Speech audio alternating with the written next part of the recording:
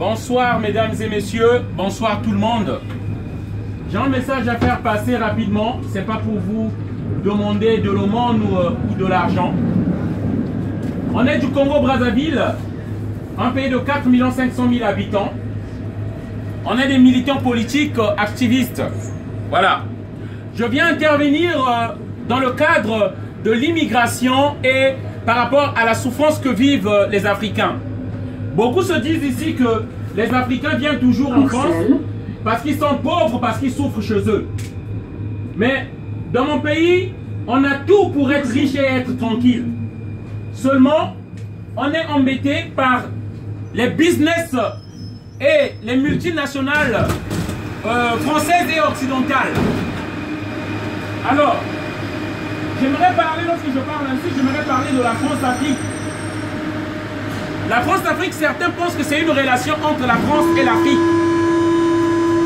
Mais la France-Afrique est plus une relation de déshabiller et de piller l'Afrique, d'imposer des dictateurs en Afrique.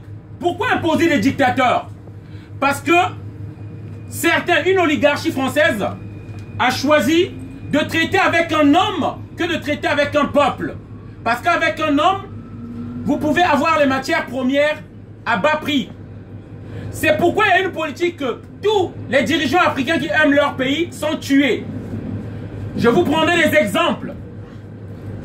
Il y a eu Oumniobé au Cameroun. Il y a eu Olympio au Togo, tué par des dirigeants français de l'époque. Il y a eu Lumumba en RDC, tué par des Américains. Il y a eu Thomas Sankara au Burkina Faso, tué par des Français. Et Gbagbo, qui n'a pas été d'accord avec une politique française, est en prison à la CPI. Donc, en fait, il y a une politique française qui consiste que tous ceux qui leur disent non, ou ceux qui aiment leur pays, on doit se débarrasser d'eux.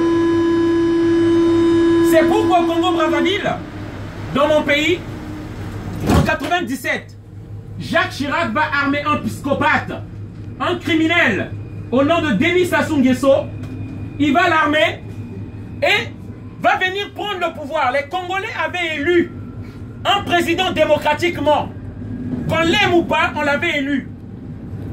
Et Jacques Chirac va armer ce monsieur-là et ils vont venir faire un putsch. Toujours la loi du plus fort. Et ils agissent au nom de la France.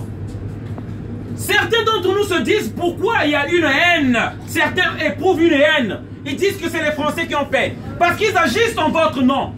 C'est pourquoi je fais appel à cette France silencieuse. Je fais appel aux Français qui ne savent pas ce qui se passe de la politique extérieure de la France. Que vous vous réveillez. Que vous vous réveillez parce que il y a des gens qui agissent en votre nom sans que vous le sachiez. La France-Afrique, c'est en fait un business entre les élus français, les dictateurs d'Afrique et les multinationales. Voilà. Et ça, c'est fait pour piller l'Afrique. Ils font des contrats illégaux.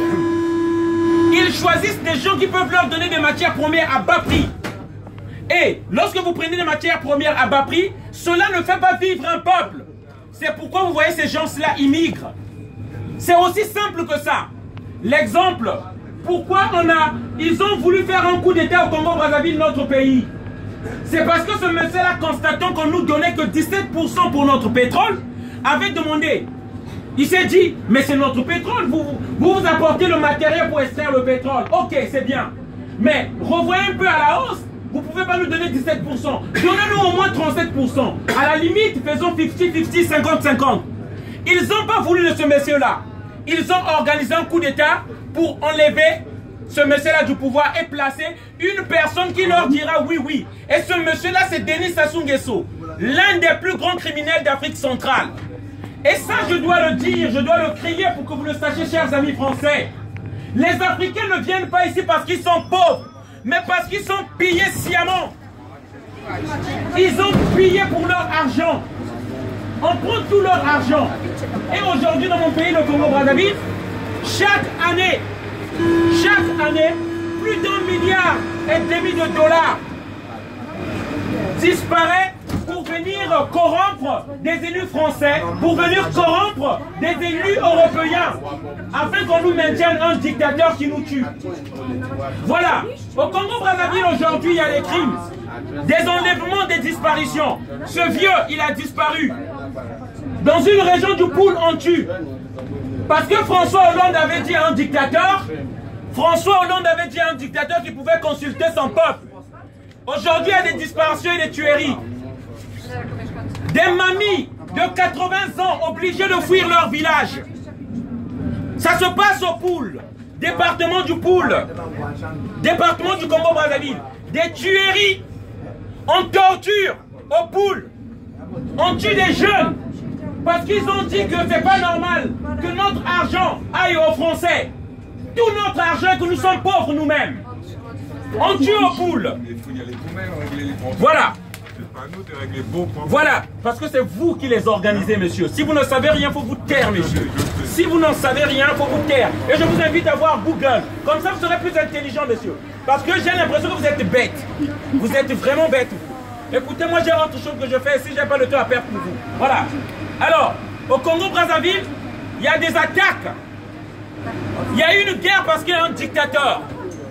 Et ça, c'est à cause, parce que Hollande avait dit à un dictateur, je peux consulter ton peuple. Et c'est cette vérité que je crierai partout. Voilà. C'est cette vérité que je crierai partout. Hollande a détruit notre pays, le Congo-Brazzaville. Et ça, je vais le dire partout où je serai. Voilà. Désolé de vous avoir dérangé encore, mesdames et messieurs. Parce que les médias ne nous donnent pas l'occasion de nous exprimer. Parce que ces médias-là sont tenus par des milliardaires et millionnaires français qui pillent l'Afrique. Ils ne peuvent pas vous chercher à vous montrer cette réalité-là. Voilà. Merci et une bonne soirée à tous. Désolé de vous avoir encore dérangé. Bonne soirée à tous. Merci.